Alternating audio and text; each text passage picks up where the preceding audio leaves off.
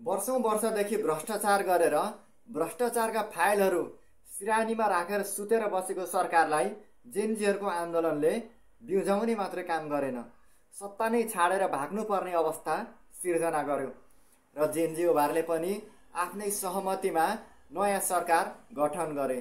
प्रधानमन्त्रीमा सुशीला कार्कीलाई नियुक्ति गरे भने जेनजीओहरूले पनि आफूहरूको माग पूरा हुने आशामा सुशीला कार्कीलाई प्रधानमन्त्री बनाए। तर यति बेला जेनजीओहरूले आफैले बनाएको सरकारबाट आफ्नै मागहरू पूरा गर्न सकिरहेका छैनन्। यति बेला सरकारले धुलो लागेका फाइलहरू खोल्ने प्रयास गरिरहेको छ, तर फाइल खोल्ने काम हुन्छ कि बिचौमा गएर फेरि पनि बन्द हुन्छ त्यो भन्ने हेर्न बाँकी नै छ।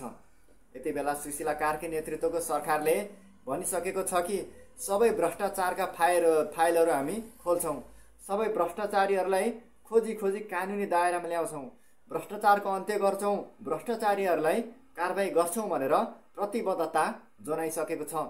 भ्रष्टाचारका फाइलहरू खोल्न पनि सुरु गरिसकेको छ भने अहिलेको सरकारले पनि पहिलेको जस्तै भ्रष्टाचारका फाइलहरू खोल्दै बन्द गर्ने त होइन भनेर प्रश्नहरू पनि आउन थालिसकेका छन्।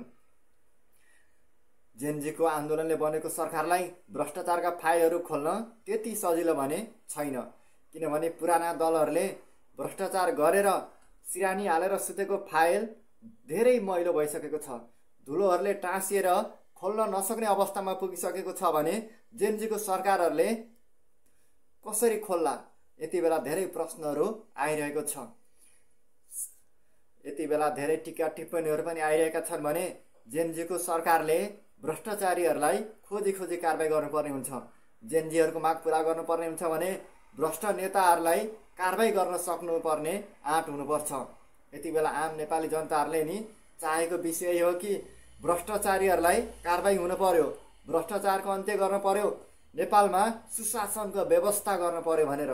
यति बेला जेनजी सरकारले पनि जेनजीहरूको माग पुरा गर्न सकिरहेको छैन भने भ्रष्टाचारीहरूलाई कारबाही गर्छौँ भनेर बताइसकेको छ र भ्रष्टाचारका फाइलहरू खोल्न पनि सुरु त भइसकेको छ, तर कहाँ पुगेर अन्त्य हुन्छ हेर्न भने बाँकी नै छ।